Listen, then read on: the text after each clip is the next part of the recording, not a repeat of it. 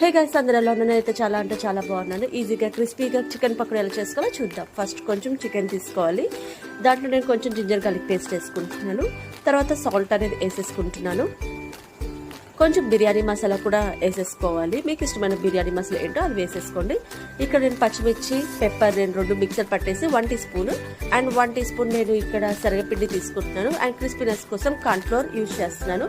And food colour కొంచెం తీసుకున్నాను. తర్వాత లాస్ట్లో లెమన్ మిక్స్ చేసేస్తున్నాను. మొత్తం శుభ్రంగా దానికి కోట్ చేసేసుకుంటున్నాను హ్యాపీగా. తర్వాత మ్యారినేట్ చేసేసి అలా హాఫ్ అన్ అవర్ పక్కన ఉంచేసుకోవాలి. అండ్ డీప్ ఫ్రై కోసం ఒక కడాయి తీసేసుకొని అందులో ఆయిల్ ఫుల్గా పోసేసుకొని డీప్ ఫ్రైకి కావాల్సినంత ఆయిల్ పోసుకొని జస్ట్ మనం మునిగేంతగా పోసుకొని మనము చేసేసుకోవాలన్నమాట. చికెన్ అందులో వేసుకొని డీప్ ఫ్రై కొంచెం చేసుకోవాలి, క్రిస్పీనెస్ వచ్చేంత వరకు.